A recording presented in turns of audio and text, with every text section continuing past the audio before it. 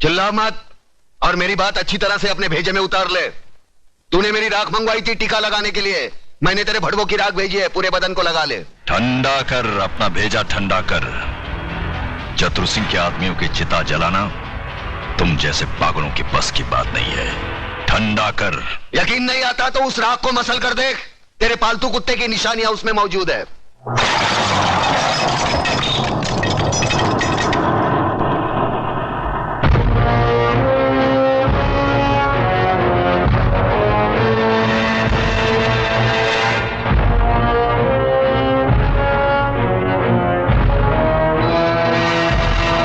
अबे हराम के, तूने जलती हुई आग में हाथ डाला है। हम तुम्हें ऐसे जलाएंगे कि तेरे चाहने वालों को गंगा में बहाने के लिए तेरी राख भी नसीब नहीं होगी। अरे मुझे जलाने की बात छोड़, मैं तो तुझे ऐसी मौत मारूंगा ना तो तुझे जमीन नसीब होगी ना आसमां।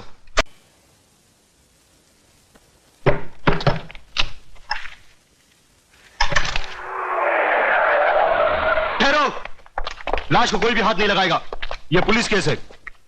यादव, फोटोग्राफ्स लो।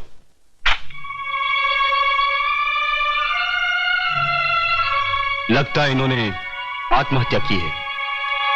दिखाई नहीं देता, इन्हें मारकर लटका दिया गया है। इसका फैसला ना आप कर सकती है ना हम। हवलदार, डेड बॉडी को नीचे उतारो।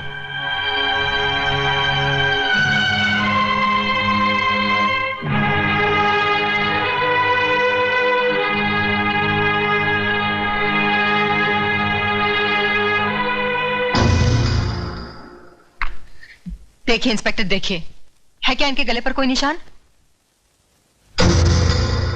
अरे आदमी जब आत्महत्या करता है तो उसके गले पर निशान होते हैं, उसकी जबान बाहर निकल आती है। साफ साफ नजर आ रहा है कि इन्हें मारकर लटका दिया गया है। मेघा जी प्लीज, आप हमें हमारी कार्रवाई पूरी करने दीजिए। हाँ करो, कार्रवाई करो। अरे इस्माइल भाई साहब को एक साहब के लिए चाय बोलो, कुर्सी लाओ, लिखो जो जी में आए वो लिखो, और बाद में डाल देना पुलिस थाने के किसी गोडाउन में सड़ने के लिए जहां लाखों के सड़ रहे हैं। लिखो लिखो। इस तरह गर्म होने से कोई फायदा नहीं, जो हो चुका सो हो चुका। लक्ष्मीदास जी की मौत का मुझे भी अफसोस है। अरे बाबा ज्यादा अफसोस मत करो, मेरा धनिया उठ जाएगा कहीं। Mister Pratap, please shut your mouth and keep quiet. What do you mean keep quiet? What do you think about yourself? हाँ, ये खाकी वर्दी पहन ली, ऊपर टोपी पहन ली, हो गए कानून के रखवाले। अरे कानून यहां से जानो, यहां से जताओ, पहले अपने खून में बहती हुई बेईमानी को मिटाओ।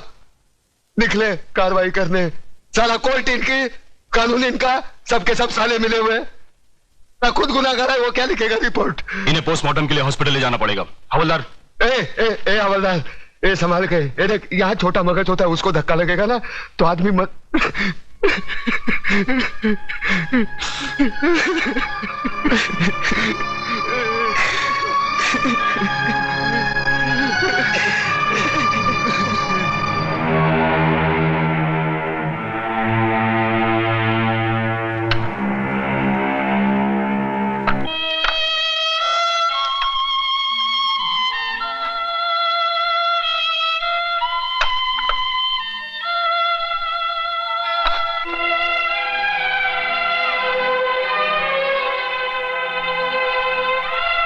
मुखाग्नि के लिए आइए।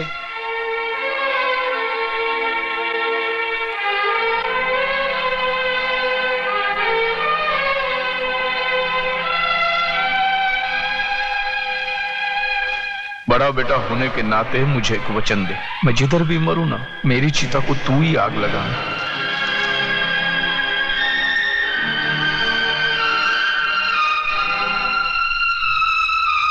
प्रताप, बापू की इच्छा पूरी करते।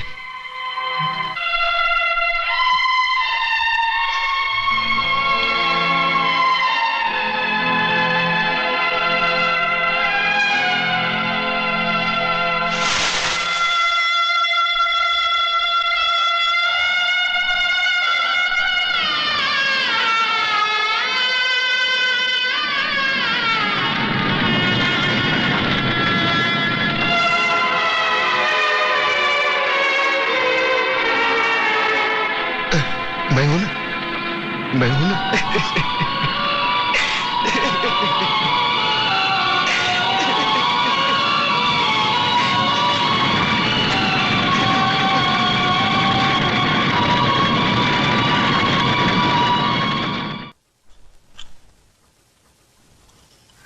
राम नाम सत्य है, राम नाम सत्य है, राम नाम सत्य है, राम नाम सत्य है, राम नाम सत्य है। उतारो भाई उतारो, आराम से।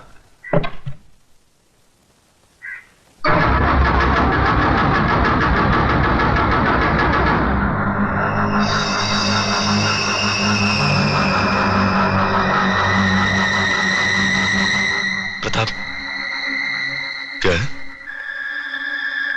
ये वही आदमी जो उस दिन बापू से मिलने आया था।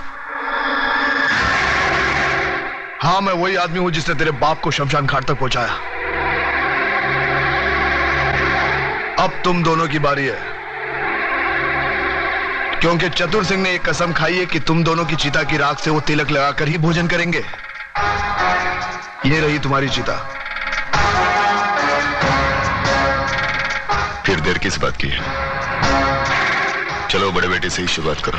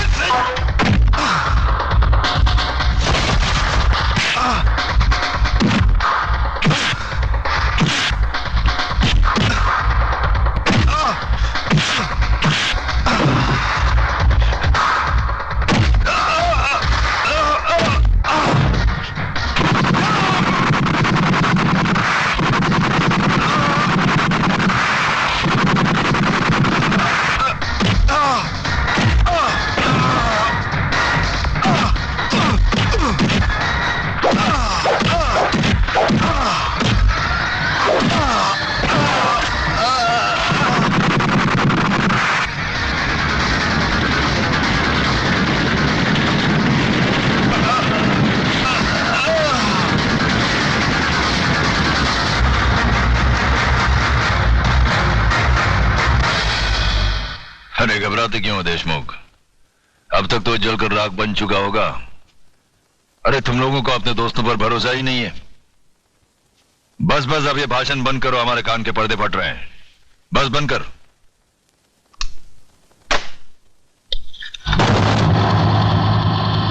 रामदीन,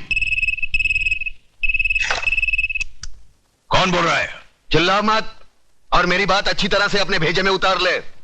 तूने मेरी राख मंगवाई थी टीका लगाने के लिए, मैंने तेरे भड़वों की राख भेजी है, पूरे बदन को लगा ले। ठंडा कर, अपना भेजा ठंडा कर। चतुर सिंह के आदमियों की चिता जलाना तुम जैसे पागलों की बस की बात नहीं है। ठंडा कर। यकीन नहीं आता तो उस राख को मसल कर देख, तेरे पालतू कुत्ते की निशानियां उसमें मौजूद है।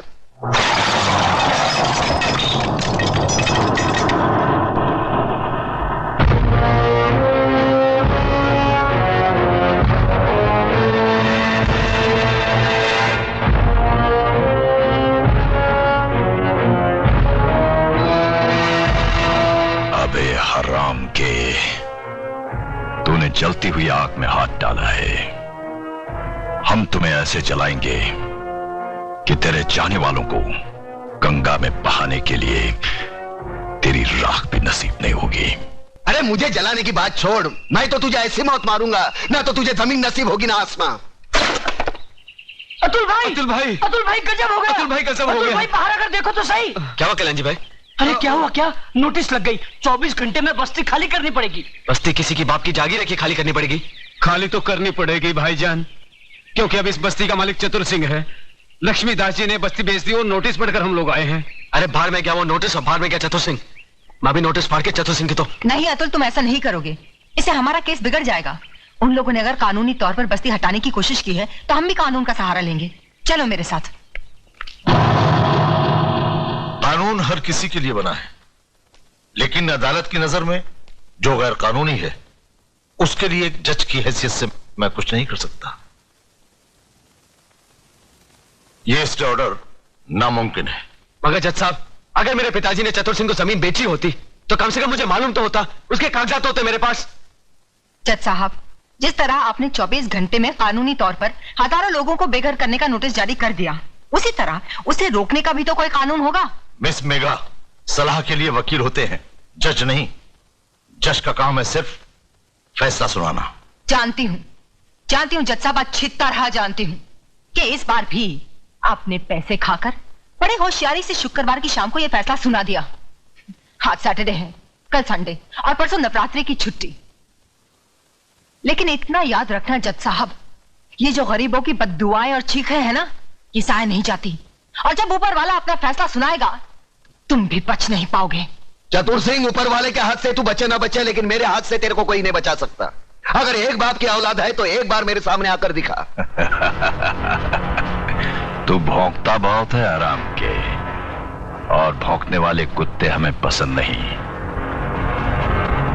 अगर अपने बाप की औलाद है तो आ जाना महालक्ष्मी चौक पे। हम हर साल नवरात्रि को मां की पूजा करने वहां जाते हैं। अरे जितनी मन्नतें मांगनी है आखिरी बार मांग ले, ये तेरी जिंदगी की आखिरी पूजा होगी।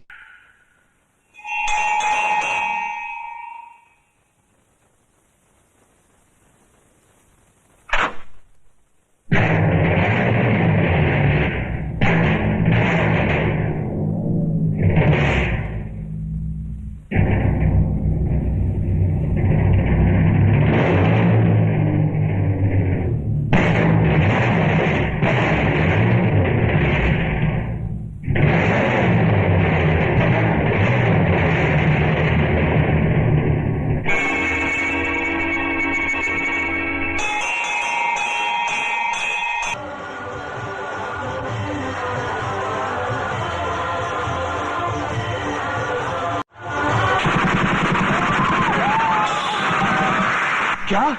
चतुर सिंह का खून? ओ खुदाया, ओरी बाबा, दादा का खून हो गया। किसने किया खून? अरे छोड़ो ये सब बातें। मुझे तो चिंता यह है कि शहर का क्या होगा, हम सब का क्या होगा। बहस मत करो कमिश्नर।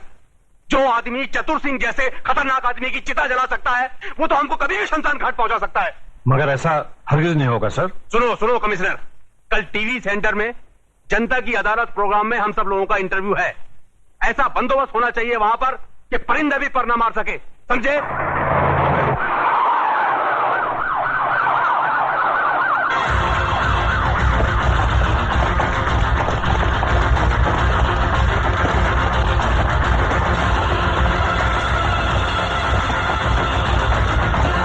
कादर, तो इधर है ना? Yes sir. पांडु, जरा पीछे रहे।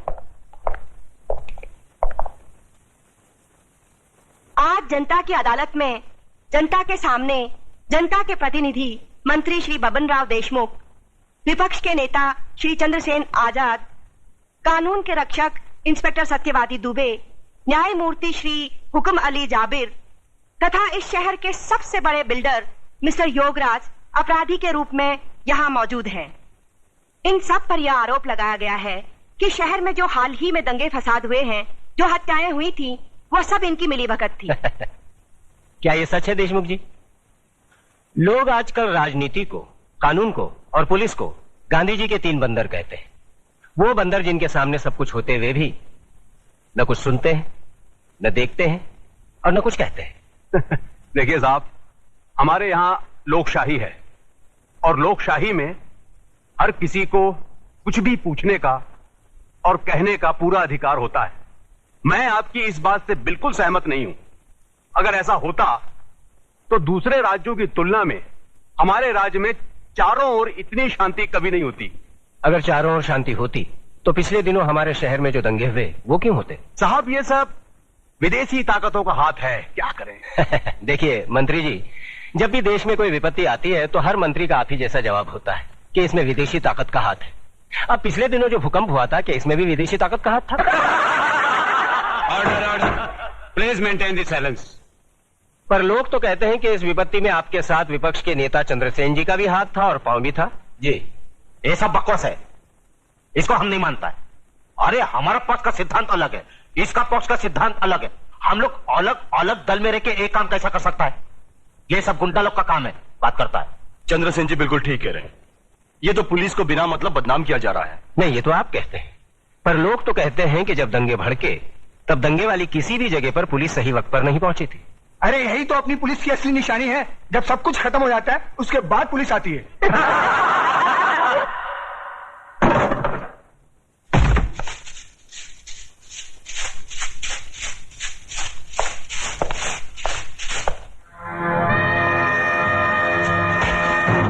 यही तो रोना है कि लोग हमें गलत समझते हैं।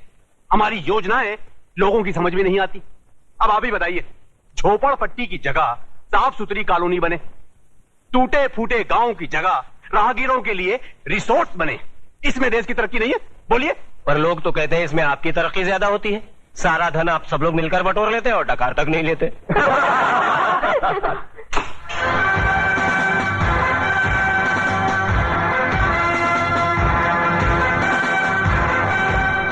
नेताजी और पुलिस वाले ने तो अपनी सफाई पेश कर दी। अब जज साहब, आप और योगराज जी अपनी सफाई में कुछ पेश करना चाहेंगे? ऐसे मामलों में लोग अगर कानून के रखवालों पर शक करने लगे तो फिर सफाई में कुछ कहना क्या? देखिए, हम ठहरे व्यापारी लोग, हम अपने धंधे में गुंडों का साथ नहीं लेते। गुंडों का साथ आजकल कौन नहीं लेता योगराज जी? अब तो माफिया वाले भी राजनीति में उतर आए हैं और आजकल नेता लोग भी अपने क्रिमिनल रिकॉर्ड की बुनियाद पर ही चुने जाते हैं। क्यों देशमुख जी, आप तो नेता बनने से पहले दमन से चांदी की स्मगलिंग किया करते थे। देखिए ये मुझ पर झूठा बेकार का इल्जाम लगाया गया है। नहीं, आप स्मगलिंग करते थे या नहीं करते थे? बस। वैसे मैं भी इस बात को नहीं मानता, क्योंकि हर बड़े नेता को बदनाम करने के लिए लोग कुछ भी बोलते हैं। क्यों चंद्रसेन जी? एकदम सच बोलता है। आपके हर सवाल का मैं एक ही जवाब दूंगा कि अगर जनता की नजर में हम गुनहगार हैं तो फिर जनता खामोश क्यों है? बोलिए, क्यों हमें पिछले 15 साल से इस राज्य में चुनाव जिता रही है? जज साहब, हम पर लगाए गए सारे इल्जाम बेबुनियाद हैं। हमारी सफाई में मेरा यही जवाब है। अब फैसला आपके और जनता के हाथ में है। सुनाइए।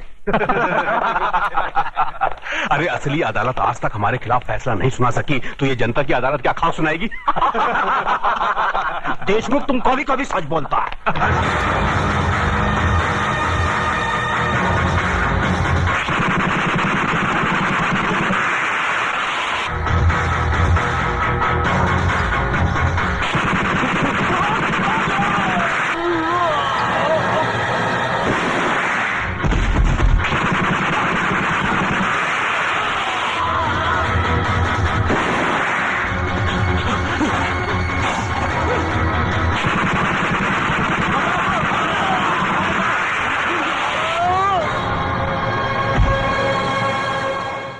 तुम्हें अपनी सफाई में कुछ कहना है?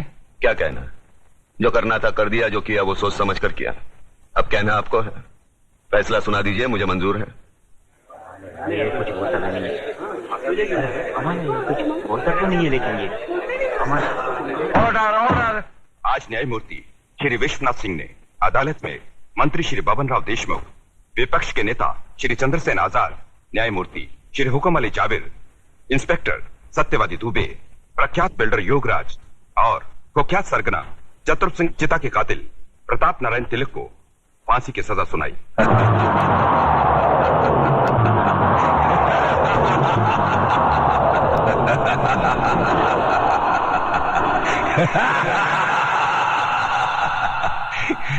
जिंदा आदमी के खून के इल्जाम में फांसी की सजा।